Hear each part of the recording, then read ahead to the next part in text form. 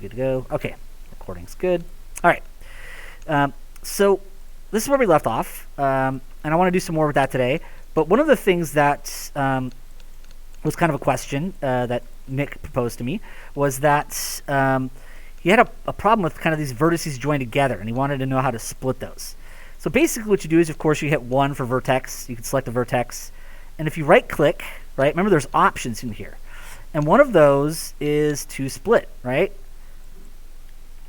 Now in this case, it's splitting just one vertex, so you could always try to separate. Split should have worked, though. You might also, that might be one of the things you might want to try. You can also just grab one of the polygons and delete those, and then you can always extrude that polygon back out again, right? But technically, you can select the vertex, and you of course have vertex options in here, and you have right-clicking, right? Technically, you can kind of split those up if you need to. In this case, though, you see you might have to do it to a couple of vertices right here, and it is kind of splitting the vertex off by itself. So I'd be inclined to say you might even go to like edge mode if you can, but I know it's kind of specific single vertexes, right? You kind of see split can kind of do some weird stuff in there. Those are some of the options you do have for doing that, though. I would be inclined, and you can see there's edge split right there, so you could also try it that way. I'd be inclined to just say delete that polygon that you had there, Nick. That'll probably give you the best option, right? Because as great as Blender usually is, there are kind of a couple of things where it's a little bit different over here. But technically there is a split, but you see that's kind of cutting them all off altogether. So I would say maybe just kind of delete a face, right? There's that face that's connected to it. That'll be probably the easiest way. And then you can just extrude or bridge. And if need be, Nick, we can always do like a one-on-one thing where we do screen share and all that stuff after it's over. But I figured just kind of talk about that a little bit. But there is split features, right? And you see how particularly for faces it works pretty well. It's kind of a little bit weird with edges and vertices. But technically you have kind of that stuff there like edge split, right? As well as these normal splits. So just keep that in mind, right? That you have some of those options, but it might not still quite give you what you want, right? So yeah. But you could always just delete that face as well that's connecting it up and just re-extrude a border edge or something like that. All right, so I figured we could talk a little bit about that. You're usually not going to need that much. It's kind of one of those tools that just pops in sometimes when you need it. I myself rarely need or use that, right? It's much more of a fixing something that I screwed up kind of thing, or, well, that's a little weird. I didn't realize I did that kind of thing. It's not a normal kind of building tool. It's more of a fixing tool, right? But you do have split features, right? Whenever you right-click to bring up your context stuff. And it will be different depending on if it's faces or edges or vertices. Okay, so yeah, let's kind of talk about that briefly. And really, what we want to do now is we want to just kind of do some more building here, right? Because we're starting to get a pretty kind of a lot of this built up for us. We're actually starting to see a car that's pretty far along. And so now we really just want to start to kind of build this up a little bit more, right? So, of course, 2 for edge mode, right? Because 1 is vertex, 2 is edge, 3 is face, right? 4 is object level, right? But we'll go 2 for edge. And, of course, we can select an edge. Now, in this case, I've got my tweak tool on, right? Because I've got that set to some mouse buttons, right? Mouse button 4 and 5 set to my tweak and circle. But remember, if you hold down the left mouse button on that tool, they're all there. And Q toggles through them, right? But, of course, you can set those to mouse buttons as well. And tweak will work as a selection tool also. So that's why I love having it on, because if I need to, I can just go in here and go boop, right? And just kind of tweak the shape really quickly. I can switch to other types and tweak those as well. But also, when I click, it selects that, right? And double clicking will still work. So a lot of your selection tools still work with that. It's a pretty excellent tweak tool. And of course, what we could do, as is normal, is we just do more extruding and bridging of border edges, right? So in this case, I can hit Control E for extrude, right? Remember, it's right here. It's your extrude tool. It's in the modeling menu. Middle mouse button, right? Middle mouse button is a great way to just do a view extrude. If you really want to extrude along the normal directions, right, and that's just the direction the polygon is facing or pointing, you could do that. And by the way, actually that shrink flatten is really what's doing the push. I double checked at home, and I'm like, I have shrink flatten set to that. And you see actually that shrink flatten does the selected vertices along normal direction. So you actually want to use shrink flatten for kind of push pull instead. It's kind of push pull is what it's normally called in other software, and I use a quick key for it at home, so I kind of forgot that it was shrink flatten instead of push pull, right? so remember that was that one I kind of showed the other video where I was kind of pushing this edge loop out, and that can be quite useful and cool. I have a nice quick key set for that at home. But remember, that's allowing you to move along normal directions, and that's really just the direction an edge or a face is pointing, right? The way it's looking. So like these edges look this way, these edges kind of look that way, right? So it's really kind of the way the face or edge or vertex is kind of the way where it's facing, right? Where it's pointing at, right? It's kind of orientation. These guys are pointing out that way. Those guys are pointing out this way. Those guys are that way. These ones right here are kind of going down a little bit here. Right, so remember that's your normal direction, and that's what that yellow handle on the extrude tool does. But I like middle mouse button because I like usually doing view extrude, particularly if you're building a character or creature. You're kind of freeform shaping it anyways, right? There's lots of curvature and roundness. Now, of course, remember you can hit E for rotate. All right, remember E is your quick key for rotate, and a lot of these tools are right here though, right? So I try to keep reminding you of the quick keys, but they're also right here in your interface. Of course, you can grab any handle. Right, red, green, or blue for your X, Y, Z axes. But remember that outer one's your view rotate, and middle mouse button by default does view rotate. So I absolutely love that middle mouse button function, right? It's view extrude when you want to extrude, and you hit Control E. It's view move, it's view rotate, it's uniform scale, right? If you hit R for scale and you hold middle mouse button, it actually scales all three axes at the same time. And of course, in this case, if I wanted to, I could easily just hold down Shift, right? Because remember, Shift adds and subtracts selections, right? So if you want to subtract, just hold down Shift also. And I can select those two across from each other and right-click for bridge edge loops. Now, in this case, you see I've set a quick key for that as well. Remember, it's just right-click, and you could assign or change shortcut. In this case, I've already assigned one, but you can change it right there. So I'll just do Shift-B for bridge edges. And there we go, right? It starts to connect this up. I can hit 1 for vertex, and I can bring these up because I think we'll want this to kind of be maybe where our headlight will go, right? So we can easily just come back in here and do some cool shaping to kind of get this a little bit more kind of rounded and curved for us, right?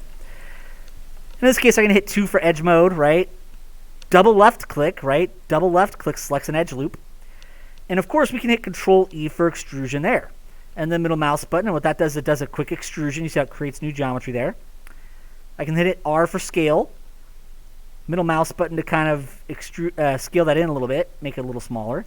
But it also now gives us kind of this nice kind of radial edge loop around here for the shape of where the light's going to go. And then we can do Control E again, middle mouse button for view extrude. And then if I want, I can hit W to regular move, right? Because if you just do middle mouse button again, it'll do another extrusion, which is actually cool, right? A lot of times you want it to do that, but if you want to move it, switch to your move tool, right? W for move, right? And of course, R for scale, middle mouse button, I can scale it in a little bit. And we can start to kind of create where the headlight's eventually going to go, right? We don't have to make the headlight yet, but we can kind of create that form and that shape there for what we wanted it to do. So cool, we got that a little bit more. And you see how we're kind of building these loops to follow these shapes that we want, right? So this could kind of be one of those areas also where, I'm going to go to 1 for vertex, switch back to my tweak tool. I can bring that up a little bit, bring that up a little bit. And what we could start to do is we could start to kind of make kind of where kind of our little maybe vent or grill will go. So I can go to 2 for edge mode, and I could select this edge, right? Remember, just left click to select an edge. Control E for extrusion, middle mouse button, right? And then, of course, remember, you want to make sure that these shapes bend and follow, right? That's why we built the wheel wells from cylinders, right? Because they have that already perfect arch shape. We don't have to worry about getting that right? But we kind of, as we go along, we'd rotate and bend these shapes, right? Remember, F is frame selection in Blender, right? Particularly if you have industry compatible on, A frames all, F frames selection. And I know I've mentioned that a couple times before as we've gone on over the year. But just a reminder, right? Just like Maya, F frames selection, A frames all. And that's doing is whatever you have selected, that's where the camera will zoom in on, and it'll set your camera rotate, right? Your camera orbit around that selection. And A frames everything, right? So kind of if you want to kind of focus, zoom in on and have your camera rotation, right, your navigation rotation around your selection, F, right, frame selection. And of course, I can hit E for rotate, middle mouse button, because we want to kind of bend that to follow along the view a little bit more. R for scale, middle mouse button, because that'll scale the whole thing down. And of course, W, middle mouse button will do view move there as well. And then of course, we do Control E again for extrusion. Bring that forward. E for rotate to rotate it a little bit.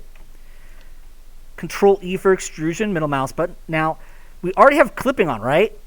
So if I do one more extrusion and pull those together, those will automatically weld because that clipping for our mirror modifier is on.